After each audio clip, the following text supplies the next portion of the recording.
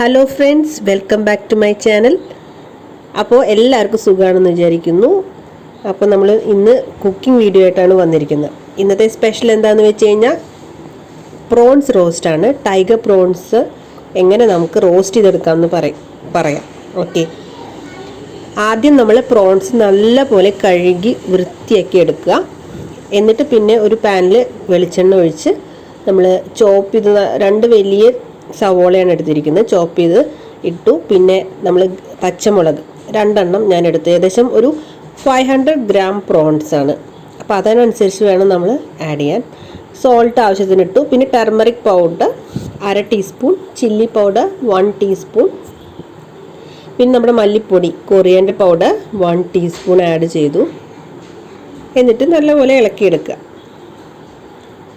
പിന്നെ അതിൻ്റെ ശേഷം നമ്മൾ ജിഞ്ചർ പേസ്റ്റ് 1 ടീസ്പൂൺ ആഡ് ചെയ്തു. അതിന് ശേഷം ഗാർലിക് പേസ്റ്റ് 1 ടീസ്പൂൺ ആഡ് ചെയ്തു. ഇതൊക്കെ നന്നായിട്ട് ബ്ലെൻഡ് ചെയ്യണ പോലെ നല്ലപോലെ മിക്സ് ചെയ്ത് നമ്മൾ ഇളക്കിയെടുക്കുക. പിന്നെ കറി ലീവ്സ് ആവശ്യത്തിന്, ഇപ്പോൾ കൂടി കുറഞ്ഞൊക്കെ ഇരിക്കുക കേട്ടോ അതിൻ്റെ അളവ്. ഓരോരുത്തരുടെ ടേസ്റ്റിനനുസരിച്ച് നമ്മൾ യൂസ് ചെയ്യാം. പിന്നെ ഗരം മസാല അതും ചേർത്ത് നല്ലപോലെ ഇളക്കുക.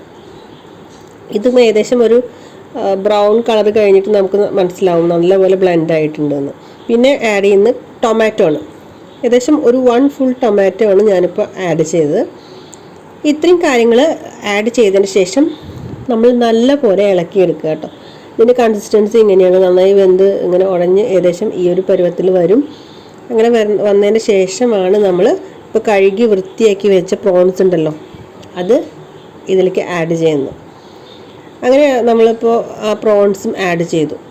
എന്നിട്ട് പിന്നെ ഇനി വേണ്ടത് നന്നായി ഇളക്കി നല്ലപോലെ ബ്ലെൻഡ് ചെയ്തെടുത്തിട്ട് കുക്ക് ചെയ്യുക.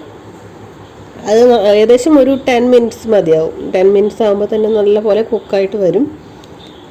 കുറച്ച് നേരം നമ്മൾ അടച്ച് വെച്ച് വേവിക്കുക. ഇത് ഏകദേശം ഇതുപോലെ നല്ലപോലെ ഇളക്കിയതിന് ശേഷം നമ്മൾ ഒരു 10 to 15 മിനിറ്റ്സ് ലോ ഫ്ലെയിമിൽ വെച്ചാൽ മതി. ഫുൾ ഫ്ലെയിമിൽ വേണമെന്നില്ല.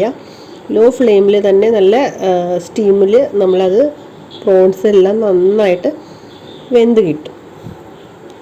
ഇതാണിപ്പോൾ ഏകദേശം കൺസിസ്റ്റൻസി ഇപ്പോൾ ആയി വരുന്നത്. ഇപ്പോൾ ഞാൻ കാണിക്കാം. ഇത്രയേ ഉള്ളൂ. വളരെ സിമ്പിളല്ലേ. ഇത് തന്നെ നമ്മൾ സിമ്പിളായിട്ട് ചെയ്യാവുന്ന, എല്ലാവർക്കും വീട്ടിൽ ട്രൈ ചെയ്യാവുന്നൊരു ഐറ്റമാണ്. പ്രോൺസ് കിട്ടിക്കഴിഞ്ഞ് കഴിഞ്ഞാൽ എളുപ്പത്തിലൊരു റോസ്റ്റ് ഉണ്ടാക്കാം. വളരെ നല്ല ടേസ്റ്റിയാണ്, നല്ല രുചിയുള്ളൊരു ഐറ്റമാണ്. അപ്പോൾ എല്ലാവരും പ്രോൺസ് കിട്ടുമ്പോൾ ഇതുപോലെ ഒന്ന് ട്രൈ ചെയ്ത് നോക്കുക. അപ്പോൾ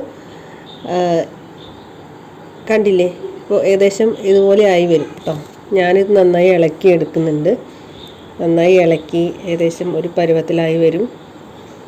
അത് അടച്ചു വെച്ചും വേവിക്കാം. പിന്നെ ഇതാ ഏകദേശം ആയി വന്നിട്ടുണ്ട്, കണ്ടില്ലേ.